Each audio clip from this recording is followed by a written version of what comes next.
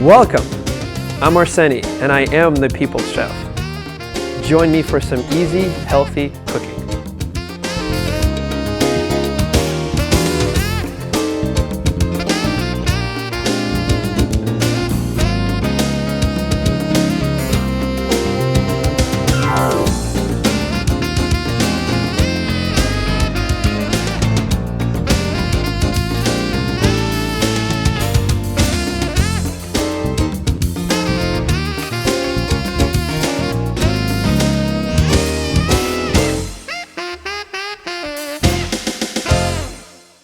Good food preparation and taste are complemented by eye appeal when serving the finished product. Basics of garnishing will give you the tools and tricks to make your finished product, your finished food, look really great. Let's get started. The most important thing that you may have at your fingertips are your tools. Ask yourself, what are you cooking? What are the ingredients that you're going to be using? The rules of thumb is that for any ingredient, anything that's you're using in a dish is probably going to be safe to use as a garnish. So to start off with, I have some cherry tomatoes and some lemons. Those are usually probably going to be one of your best tools.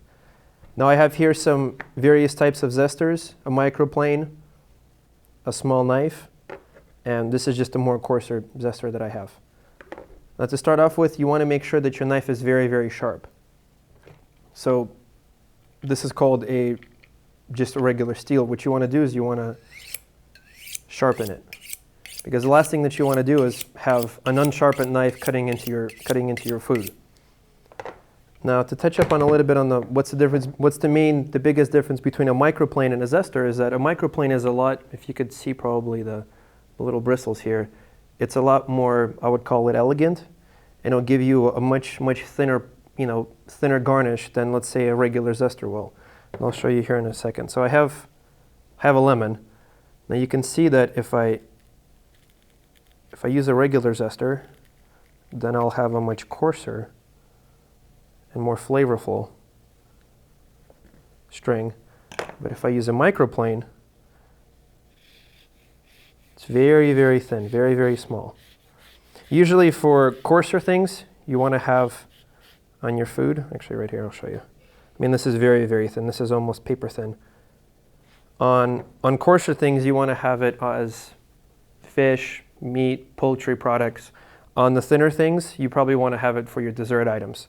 So, I mean, really, for the past 5 to 10 years, these tools haven't been really available to the regular market. They've only just recently started popping up, and people have been using them. So, I mean, take advantage of them. They're not that expensive. Usually on average, a zester will cost you about $5 to $10, and a microplane will be, I mean, I've seen them anywhere, I've seen them at the dollar store. One of the main things is you do not want to over garnish. The garnish is supposed to complement the dish, not to take over it. So with that in mind, you don't want to put out too much, just a little bit maybe around the rim or maybe a little bit on top. Now as you take some of the zest off, I'll show you a little trick here. Now what I'm doing here is I'm just taking the zest all around the lemon, and then what I'm going to do is I'm going to get my knife and get a sharp knife and just cut a little bit off.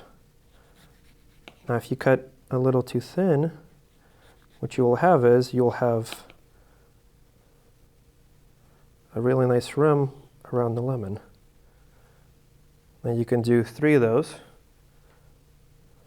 on the side of, let's say, a really nice trout or a nice salmon. Right there. I mean, it took you, 20 seconds to cut this, and it'll make the dish really, really look nice. Now, it gets to be more important, and my experience comes with cooking for Stanford. When you cook for 120 students, you really have to come up with what garnishes are going to be very quick to do, and easy, but just make the presentation a whole lot better. One of those things is getting some. If you have some old peaches that are sitting around, you can get them and get some rum, get a little bit of sugar, mix them all together, cook them down just a little bit, and present them elegantly on your cakes or on your pies, whichever happens to be. Now another trick that I learned from actually one of my chefs in France was that if you take just a regular cherry tomato and split it in half, You want to make sure that you don't split it up all the way. And you open it up. You got to do it in a certain way where it'll create a heart. So that's one of the things that you can do. Or there's another variety where you can do the bunny. What you do is you basically cut it in half, set it aside, make a little slit, and for the bunny ears, you're just going to make a little triangle piece and set that in there. I mean, there's a variety of, there's a variety of things that you can do. Right there. And there's a bunny. I mean, there's a variety of garnishes that you can do, and they're starting to pop up and everywhere online.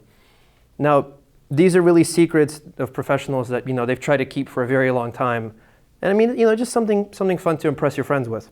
So, next time when you're cooking, just keep that in mind.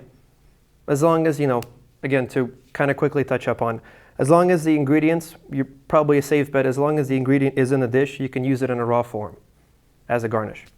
Thank you for joining me on my quest for healthy eating. The complete recipes for the show or previous shows are posted on my website at www.tpchef.tv.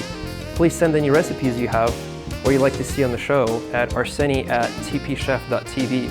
Join us for future episodes, and thank you for watching the People Chef TV. Eat well and be well. I'm Arseni.